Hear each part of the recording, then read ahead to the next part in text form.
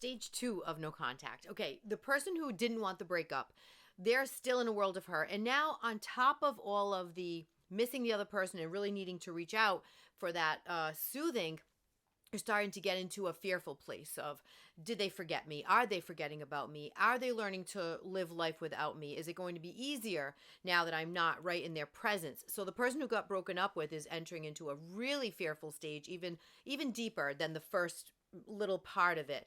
And that's a really tough one to go through because you are afraid of every little thing. You really start to think that you are forgettable and then you never mattered. And these are very common feelings, especially if the other person kind of floated over into something new.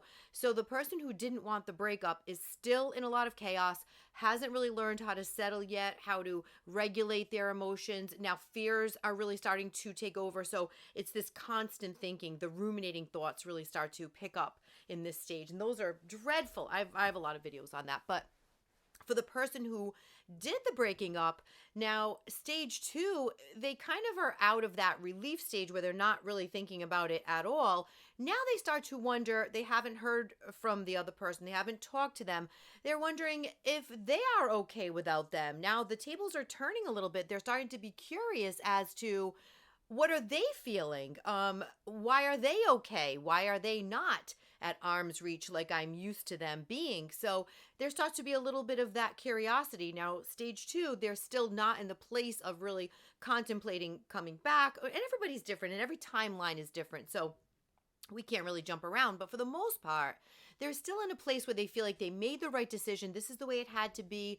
They are still pursuing a brand new life on the other side, trying to put that together, but yet starting to become curious as to, is the old life they had starting to slip away? And this is something they probably hadn't thought about before because it really hasn't been right in their face like it is now. So we could all imagine what it feels like to lose someone, and we think we may be prepared to lose that someone. But when we start to really lose that someone, now that's a whole different ballgame. So in stage 2, the person who did the breaking up is starting to become curious as to what's going on and wondering, why is the other person okay? They sure seem it. And the person who got broken up with is really starting to get into that height of, oh my gosh, I can't take it. This is so hard for me to get through my days. I'm really missing this person. And now on top of that, I'm getting more fearful. But hold on to your hat, because it does get a little bit easier for the person who didn't want the breakup. And it starts to get a little more difficult for the person who did. So hold on. Stage 2, this can last quite a while. There's no specific timeline. In my opinion, it takes 3 to 6 months after a breakup for the person who does the breaking up to really start to sit with a lot of the consequences of those actions, even if they chose a breakup that they felt as though had to happen.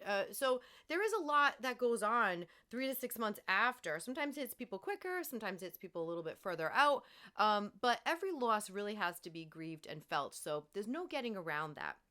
And when you go no contact, it happens a little bit quicker because you do get a lot more clarity when there's no communication, because that loss is felt right away. Ooh, makes me nervous to even talk about it.